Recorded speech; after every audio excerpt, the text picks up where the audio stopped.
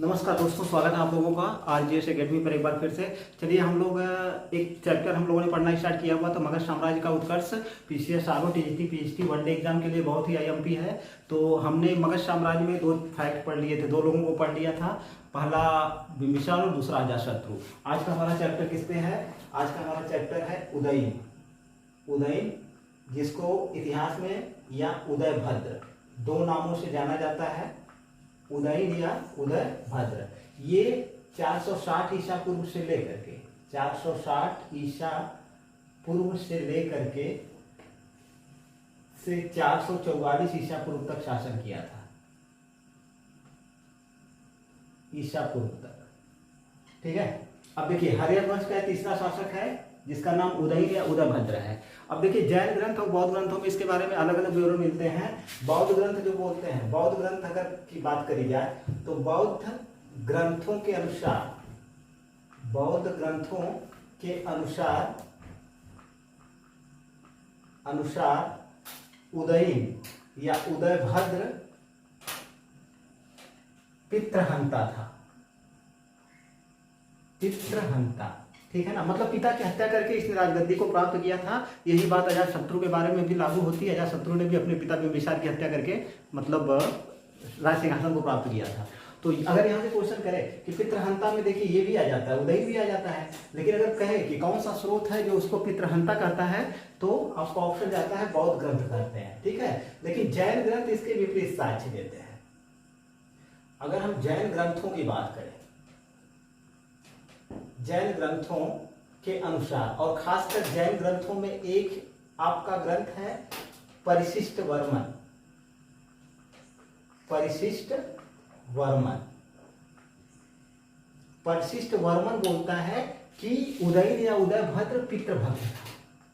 क्या था? पितृभक्त था।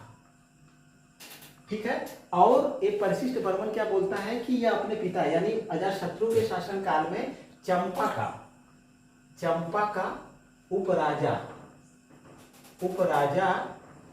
या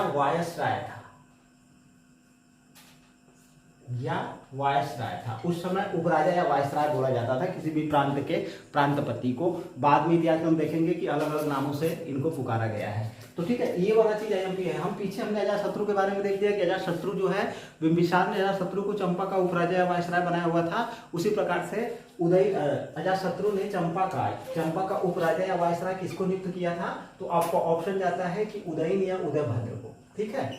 और किस ग्रंथों में, मतलब जैन ग्रंथ में कौन सा ग्रंथ बोलता है कि उदयन पितृभक्त था? तो आपका ऑप्शन जाएगा परिशिष्ट वर्मन। ठीक है। और बौद्ध ग्रंथ क्या कहते हैं? इसको पितृहंता बोलते हैं। और परिशिष्ट वर्मन से ही पता चलता है कि वह चंपा का उपराजा या वायसराय था।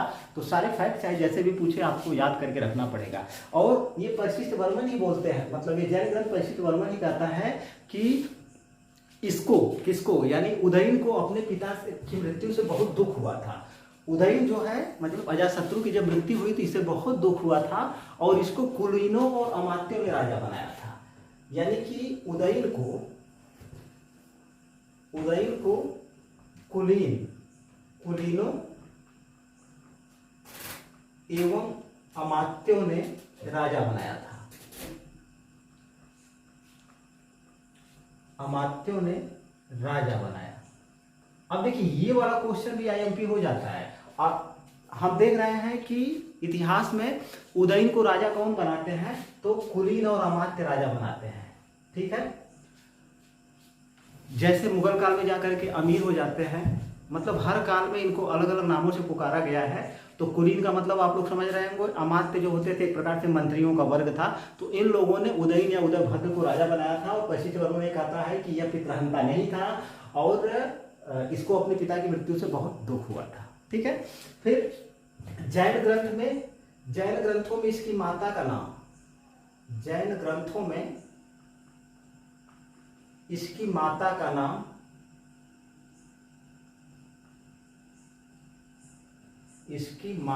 नाम पद्मावती मिलता है।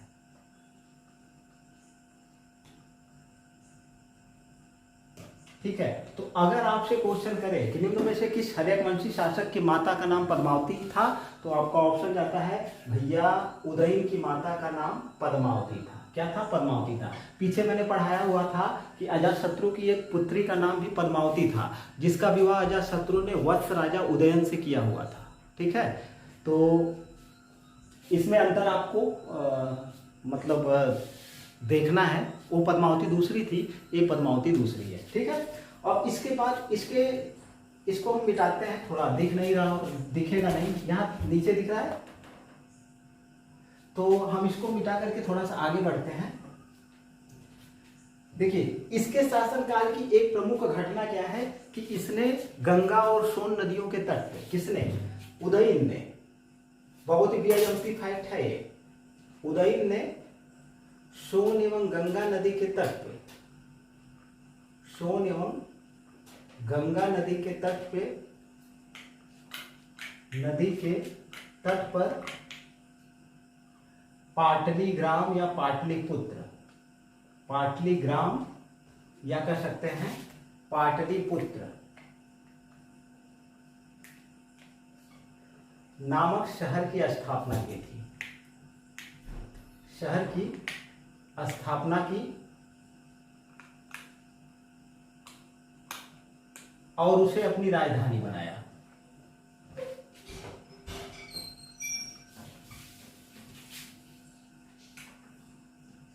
और उसे अपनी राजधानी बनाया।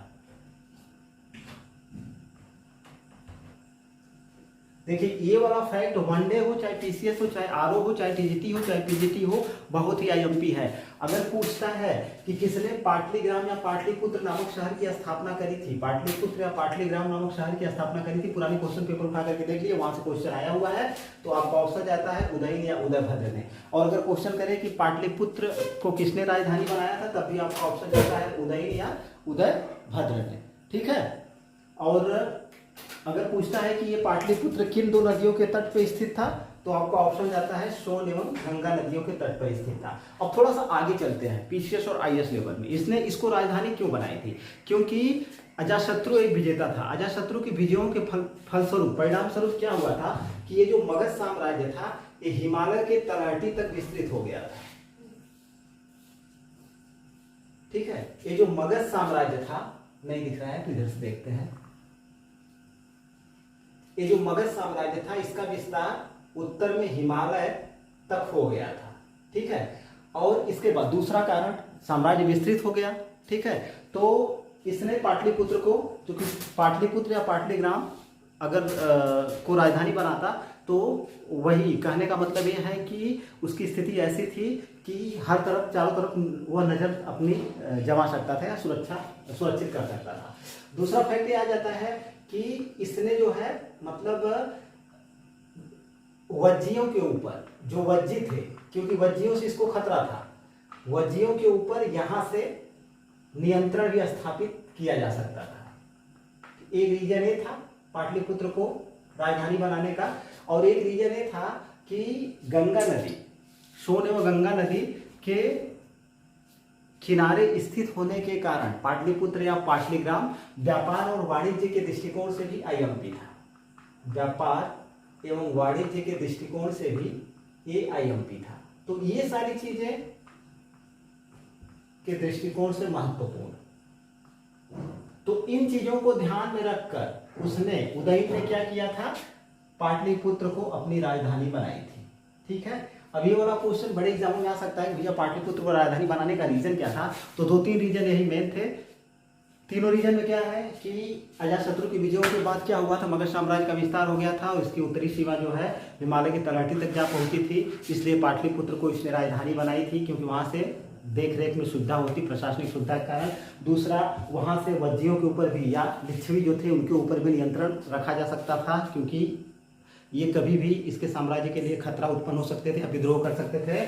और तीसरा, सोन और गंगा नदी के तट पर स्थित होने के कारण व्यापार और वाणिज्य के दृष्टिकोण से भी पाटलिपुत्र राजगृह की अपेक्षा मतलब उचित राजधानी हो सकती थी। अब पीछे मैंने पढ़ा लिया है कि राजगृह की स्थापना किसने करी थी? बिंबिसार ने करी थी। और राजगृह का दुर्गीकरण किसने करवाया था? तो अजातशत्रु ने करवाया था। और राजगृह से पाटलिपुत्र या पाटलिग्राम राजधानी किसने हस्तांतरित की, तो आपका ऑप्शन जाता है कि उदयन या उदयभद्र ने। ठीक है, तो ये सारी चीजें बहुत ही आईएमपी, इसको आपको याद करके रखना है उदयन या उदयभद्र से। बाकी हम देखते हैं कि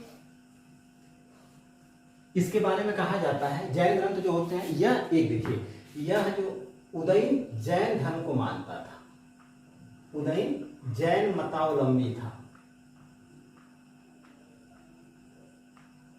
मतावलंबी था। ये भी क्वेश्चन आया हुआ है कि निम्न में से कौन सा हर्यक वंशी शासक जैन धर्म को मानता था। Option A Ajatashatru, option A Bimbisara, option B Ajatashatru, option C Udayan, और डी में कोई भी दे सकता है। तो आप यहाँ पे टिक करोगे उदयन। देखिए बौद्ध ग्रंथ उसको पितृहंता कहते हैं, लेकिन इसीलिए जैन ग्रंथ को मानता था जैन धर्म को, इसलिए जैन ग्रंथ जो है इसकी प्रशंसा करते हैं। ठीक है, तो ये चीज थी। और इसके बारे में कहा जाता है कि यह नियमित व्रत रखता था,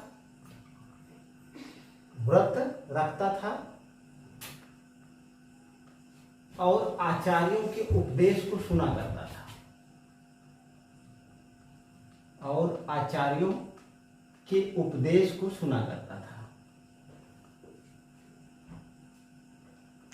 ठीक है, तो अगर भैया क्वेश्चन करे कि निम्नलिखित में से कौन सा हर्यक वंशी शासक नियमित रूप से रोज व्रत रखता था, तो आपका ऑप्शन जाएगा भैया उदयन। ठीक है, या पूछे कि कौन आचार्यों के उपदेशों को नियमित सुना करता था, तो आपका ऑप्शन जाएगा उदयन। ठीक है, और देखिए यही इसका दुर्भाग्य रहा है कि जब यह एक दिन आचार्यों के उपदेश, किसी आचार्य से उपदेश को सुन रहा था, उपदेश को सुन रहा था उदयन या उदयभद्र, उसी समय एक व्यक्ति ने इसकी छुरा घोंप करके हत्या कर दी। किसकी? इसकी छुरा घोंप कर हत्या कर दी। और ऐसा विवरण मिलता है कि ये जो व्यक्ति जिसने हत्या करी थी, यह अवंती शासक,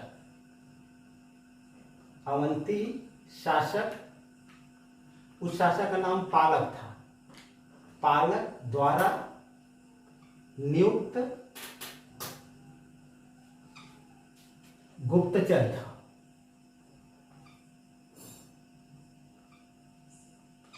ठीक है, अब देखिए यहां से अगर क्वेश्चन करे कि किस इतिहास में इसकी हत्या करने वाला कौन है, या किस मतलब कहाँ के शासक ने हत्या करवाई थी, आपका ऑप्शन जाता है अवंती के शासक ने, और उस शासक का नाम क्या था?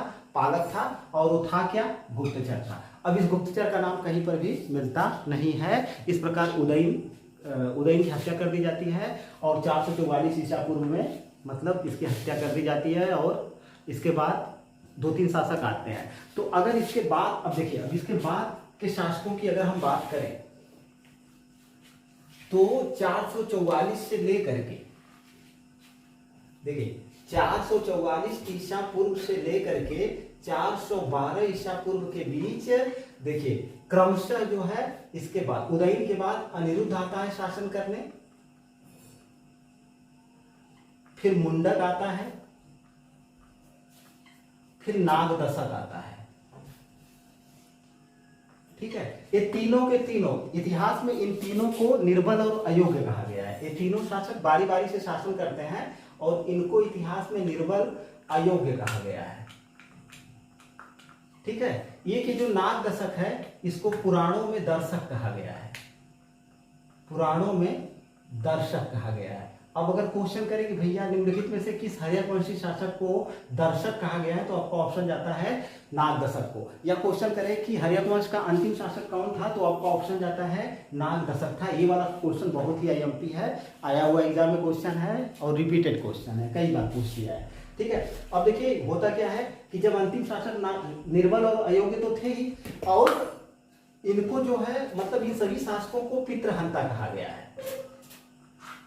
यानी कहने का मतलब क्या है, अनिरुद्ध भी पितृहंता था, मुंडक भी पितृहंता था, नागदशक भी पितृहंता था। अब इनके पिता कौन थे ये इतिहास में क्लियर नहीं है, बस यही है कि बौद्ध ग्रंथों में इन सभी को पितृहंता कहा गया है। तो कहने का मतलब क्या है कि अनिरुद्ध ने भी अपने पिता की हत्या करी, मुंडक ने भी अपने पिता की हत्या करी, नागदशक ने भी अपने पिता की हत्या करी। पीछे हम देखते हैं कि उदयन ने भी अपने पिता की हत्या करी, या उदयभद्र ने भी अपने पिता की हत्या करी, अजातशत्रु ने भी बिंबिसार अपने पिता की हत्या करी। तो जितने भी आपको हर्यक वंशी शासक मिलेंगे उसमें केवल बिंबिसार ऐसा है जो पितृहंता नहीं था। ठीक है। तो अगर क्वेश्चन करें कि निम्न में से कौन हर्यवंशी शासक पितृहंता नहीं था, तो आपका ऑप्शन जाएगा बिंबिसार। ठीक है। और बारी बारी से इन सबों ने शासक किया था और निर्बल और अयोग्य थे ही। नाग दशक को पुराणों में दर्शक कहा गया है। और नाग दशक के शासन काल में पूरा प्रशासन तंत्र शिथिल हो गया, अयोग्य थे तो शिथिल हो गया। चारों तरफ षड्यंत्र होने लगे, ठीक है, हत्याएं होने लगी, ठीक है। जनता में जनता असंतुष्ट हो गई, ठीक है। और जनता ने ही क्या किया, नाग दशक को हटा करके अंतिम शासक नाग दशक को हटा करके एक अमात्य था जिसका नाम था शैशुनाग। अमात्य शैशुनाग को शासक बनाया। शैशुनाग को क्या बनाया, मगध का शासक बनाया, ठीक है। तो इसी शैशुनाग ने किस वंश की स्थापना करी, शैशुनाग वंश की स्थापना करी। इसी शैशुनाग ने शैशुनाग वंश की स्थापना करी। अब यहाँ पे देखते हैं पूरे इतिहास में पहला एग्जाम्पल ऐसा मिलता है जब जनता जो है किसी को शासक बनाती है। और किसको शासक बनाती है, शैशुनाग को शासक बनाती है। और शैशुनाग वंश का संस्थापक कौन था, तो आपका ऑप्शन जाता है कि शैशुनाग वंश का संस्थापक शैशुनाग ही था। और यह एक अमात्य था। कहने का मतलब क्या है कि एक प्रकार से उन सबों के हर्यक वंश के शासनकाल में या नाग दशक के शासनकाल में एक प्रकार से मंत्री कर सकते हैं था। तो यहाँ पे देखते हैं कि जनता निर्णय लेती है। जैसे हम लोग मुगल काल में दिल्ली सल्तनत में पढ़ते हैं तो रजिया सुल्तान को जनता शासक बनाती है। वहाँ पर ये हर्यक वंश में पहला एग्जाम्पल है जब जनता किसी को शासक बनाती है। तो यहाँ से नाग दशक का नाम आपको याद करके रखना है कि ये नाग दशक कौन था। नाग दशक जो है हर्यक वंश का अंतिम शासक था, ठीक है। और सबका नाम अगर क्रमशः पूछ दे तो बिंबिसार, बिंबिसार के बाद अजातशत्रु, अजातशत्रु के बाद उदयन, उदयन के बाद आपका अनिरुद्ध आ जाएगा, अनिरुद्ध के बाद मुंडक आ जाएगा, मुंडक के बाद नाग दशक आ जाएगा, ठीक है। अगर क्रमशः पूछे तो ये चीज है। पितृहंता की अगर बात करें तो सब पितृहंता है, ठीक है। पितृहंता केवल कौन नहीं है, बिंबिसार नहीं है, ठीक है। और किसने शैशुनाग वंश की स्थापना करी, तो आपका ऑप्शन जाएगा शैशुनाग ने। और जनता ने किसको शासक बनाया या चुना, तो आपका ऑप्शन जाएगा शैशुनाग, ठीक है। तो इस क्लास को फिलहाल यहीं पे क्लोज करते हैं। फिर आगे वाली क्लास में हम लोग शैशुनाग वंश को पढ़ेंगे। शैशुनाग और कालाशोक वगैरह को बहुत ही आईएमपी है, वहाँ के बाद चलेंगे तो फिर मौर्य साम्राज्य आ जाएगा, ठीक है। वीडियो को देखने के लिए बहुत बहुत धन्यवाद। वीडियो को लाइक करिए, सब्सक्राइब करिए और अधिक से अधिक शेयर करिए, ठीक है।